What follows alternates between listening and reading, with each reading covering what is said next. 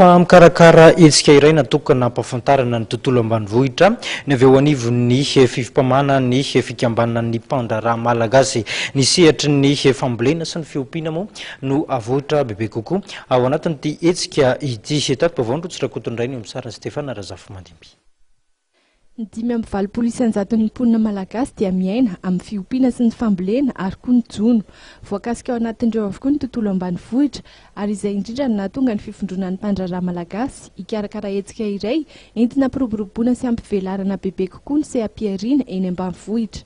Roa andro ny hetsika entina nataterana ny dinikasa fifanankalozan-kevitra izay atao etsy amin'ny Torsital Ankorondrano.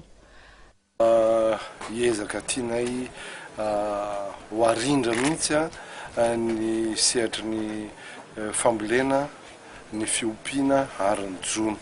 Marina fa tsy andraikitry ny FIVMPAMA kanefa toerana misy mpandraharaha maro ao anatiny dia mila arindra zay. Ary zay ny anisan'ny mahatonga anay miteny hoe iray vina miray hina fahombiazana.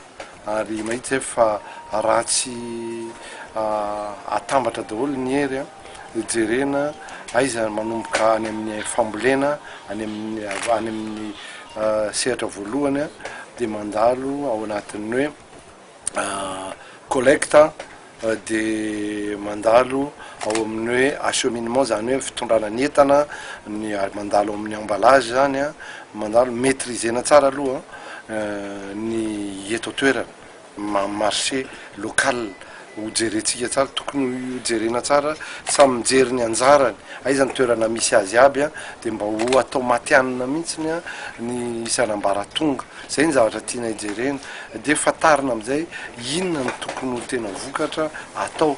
Mila manao vetsika aloha raha ny tena izy koa satria be deaibe mpandraharaha ary mpandraharaha tokony hiditra satria dia hita mihitsy fa mpandraharaha ty andrenivohitra te hiverina any ambanivohitra daholo. Ankoatra ny dinikasa dia misy ihany koa ny trano heva fampiratiana ireo mpandraharaha izay mampahafantatra ny vokatra ao aminy eo amin'ny sehatry ny fambolena sy ny fiompiana. Anisan'ny takian'ireo mpikarakara ny hetsika moa ny tokony hanomezana toe-tsaina andraharaha tokoa indrindra fa ireo tantsaha. Ny tanjona arak'izany dia nahafahan'izy ireo mampiroborobo ny vokatra ka ahitana lalam-barotra ary indrindra hiady mba hanaradalana avokoa ny famokarana ka hifanaraka amin'ny rafitra iraisam-pirenena hatrany.